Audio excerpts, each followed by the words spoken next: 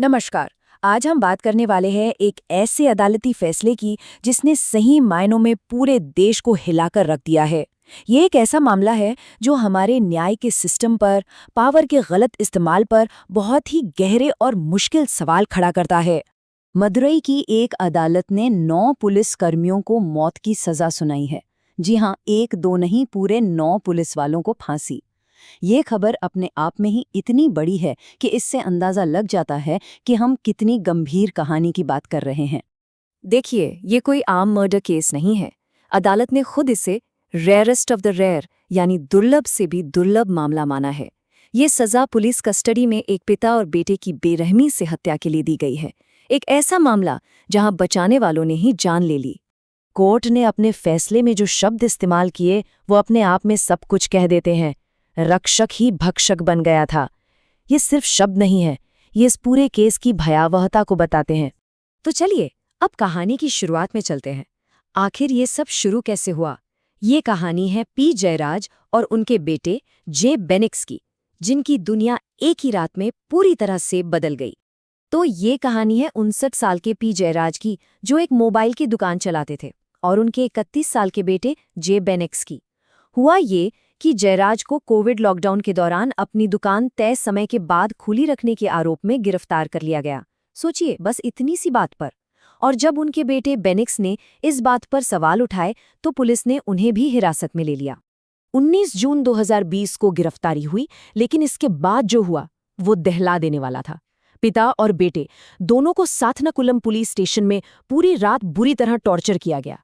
और ये टॉर्चर इतना भयानक था कि कुछ ही दिनों में, पहले 22 जून को बेटे बेनिक्स की मौत हो गई और ठीक अगले ही दिन 23 जून को पिता जयराज भी नहीं रहे। जैसे ही ये खबर बाहर आई, पूरे देश में गुस्सा भड़क उठा। लोगों ने सड़कों पर और सोशल मीडिया पर जमकर आवाज उठाई और इसी दबाव के चलते अधिकारियों को एक्शन लेना पड़ा। और यहीं से शुरू हुई इंसाफ के लिए एक बहुत लंबी और मुश्किल लड़ाई। लोगों के इस गुस्से का असर भी हुआ। 24 जून को मद्रास हाईकोर्ट ने खुद इस मामले को उठाया, जिसे सुओ मोटो कहते हैं। बढ़ते दबाव को देखते हुए 28 जून को केस सीबीआई को सौंप दिया गया और सितंबर आते आते सीबीआई ने 9 पुलिस वालों के खिलाफ चार्जशीट भी फाइल कर दी। लेकिन साथनकुलम का ये मामला अकेला नहीं है। ये तो बस एक बड़ी और खतरनाक सच्चाई की एक झलक है। और वो सच्चाई है भारत में हिरासत में होने वाली मौतें। चलिए अब जरा आंकड़ों पर नजर डालते हैं कि ये समस्या आखिर कितनी बड़ी है। जरा इस नंबर को देखिए।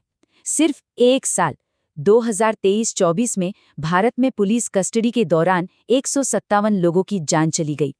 ये सिर्फ एक आंकड़ा नहीं है, ये 157 परिवार हैं जिनकी दुनिया उजड़ गई। और अगर हम पुलिस कस्टडी से आगे बढ़कर जुडिशियल कस्टडी यानी जेल की बात करें, तो ये आंकड़ा और भी ज्यादा चौंकाने वाला है। 2346 मौतें। इससे आप इस संकट की गहराई का अंदाजा लगा सकते हैं।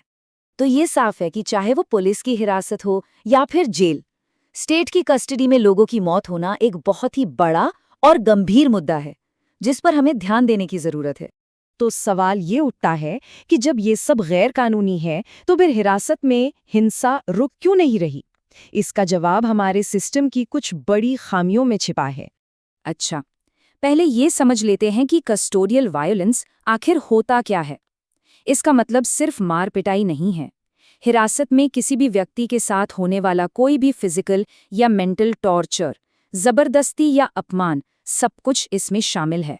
और देखिए, ऐसा नहीं है कि हमारे पास कानून नहीं है, बिल्कुल है। हमारा संविधान आर्टिकल 21 के तहत जीने का अधिकार देता है। आर्टिकल 23 कहता है कि किसी को अपने ही खिलाफ गवाह नहीं बनाया जा सकता।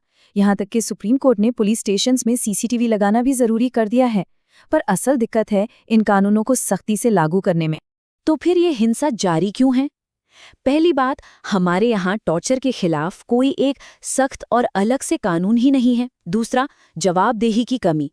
जब जांच करने वाले भी पुलिस वाले ही हों, तो निष्पक्षता की उम्मीद कैसे की जाए? और तीसरा, पुलिस के अंदर एक कल्चर बन गया है कि जुर्म कबूल करवाने के लिए हिंसा करना ठीक है। और जैसा हमने इस केस में देखा, इंसाफ में देरी, 6 साल लग गए। ये भी एक बहुत बड़ी चुनौती है। तो अब वापस आते हैं इस केस पर और इसके आखिरी हिस्से पर। फैसला तो आ गया, पर क्या कहानी यहीं खत्म हो गई? नहीं, बिल्कुल नहीं। कानूनी लड़ाई अभी भी जारी है।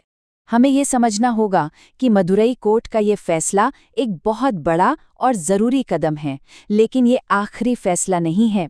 इस सज़ा पर अभी ऊपरी अदालतों की मोहर लगनी बाकी है और इसमें अपील का एक लंबा प्रोसेस शामिल है। तो अब आगे क्या होगा?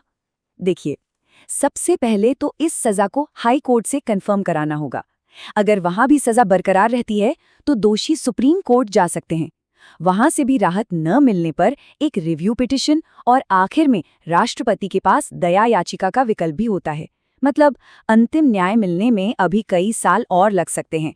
तो आखिर में सवाल यही बचता है, क्या साथनकुलम मामले का ये ऐतिहासिक फैसला वाकई हमारे सिस्टम में कोई बदलाव लाएगा, पुलिस सुधार की तरफ एक कदम होगा, या फिर ये भी बस एक अपवाद बनकर रह जाएगा? ये एक ऐसा सवाल है जिसका जवाब वक्त ही देगा।